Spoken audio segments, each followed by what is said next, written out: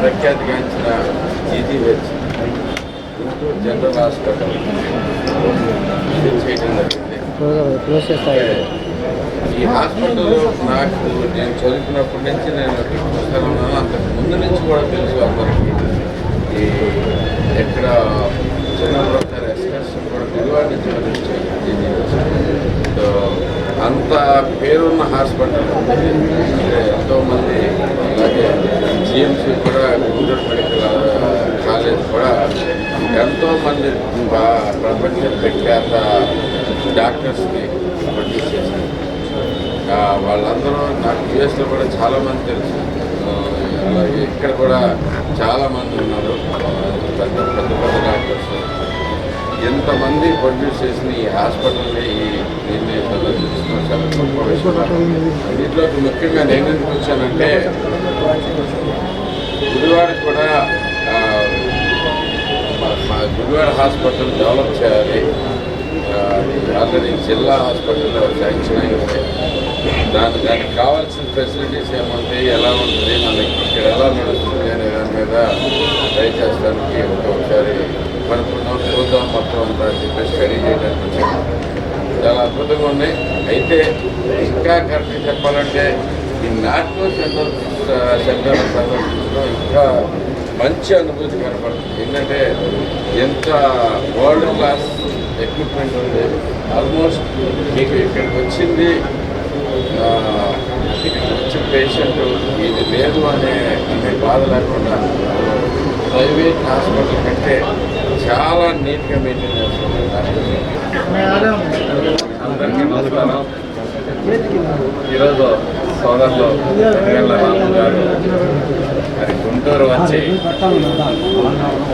ఇక్కడ cancer hospital నాటుకోవాలి సహకారంతో నడుస్తున్న క్యాన్సర్ హాస్పిటల్ సందర్శించి ఇక్కడ జరుగుతున్న విధానాలని, ఏ విధంగా ఇక్కడ ట్రీట్మెంట్ జరుగుతుంది, అలాగే గుడివాడలో కూడా ఇలాంటి ఒక హాస్పిటల్, ఇలాంటి ఒక అడ్మినిస్ట్రేషన్ కావాలని చెప్పేసి మరి మన క్యాన్సర్ యూనిట్కి రావటం అనేది నిజంగా ఇక్కడ మరి బోర్డ్ ఆఫ్ మెంబర్స్ కానీ, వైద్యులకు కానీ, సిబ్బందికి కానీ గర్వకారణం అని చెప్పి సందర్భంగా తెలియజేస్తాం. ఎందుకంటే ఒక ప్రభుత్వ ఆసుపత్రిలో ఎంతో ఉదార స్వభావంతో మరి నాటకో సంస్థ వారు తమ సొంత డబ్బుల్ని 40 కోట్లు వెచ్చించడమే కాకుండా డబ్బులు వెచ్చించే వాళ్ళు చాలామంది ఉండొచ్చు. కానీ ఈ రకమైన కార్పొరేట్ స్థాయికి మించిన మరి సౌకర్యాలతోటి, అలాగే నీట్నెస్ తోటి మెయింటైన్ చేస్తున్న మరి బోర్డుకి, సిబ్బందికి, డాక్టర్లందరినీ కూడా మొట్టమొదటిసారిగా మనం ముందుగా అభినందించాల్సిన అవసరం ఎంతైనా ఉంది. దురదృష్టం ఏంటంటే మన ప్రాంతంలోనే నాటకో పట్ల మరి ఈ సంస్థ పట్ల అవగాహన లేక ప్రతి ఒక్కళ్ళు కూడా మరి బసవతారకం గారి హాస్పిటల్కి హైదరాబాద్ పరిగెడుతూ మమ్మల్ని లెటర్ రాస్తున్నప్పుడు కూడా మేము చాలా సందర్భాల్లో చెప్పినప్పటికీ కూడా వాళ్ళు వినిపించుకోవట్లేదు. అక్కడే లెటర్ ఇవ్వండి. ఇక్కడ మెడిసిన్స్తో పాటు అన్నీ ఫ్రీగా, అంటే డాక్టర్స్ చెప్తా ఉంటే మాకు ఆశ్చర్యం వేసింది. ఇక్కడ బిల్లింగ్ యూనిట్ అనేది లేకుండా మరి హాస్పిటల్ని రన్ చేస్తున్న వాళ్ళందరికీ కూడా నిజంగా చేతులెత్తి నమస్కరించాలి. ఇక్కడ పనిచేస్తున్న వైద్యులందరినీ కూడా అభినందించాలి. మరి ఇదే విధంగా ఎన్నో ఫార్మా కంపెనీలు ఉన్నాయి, ఎంతోమంది దాతలు ఉన్నారు, ఎంతోమంది డబ్బున్న పెద్దలు ఉన్నారు.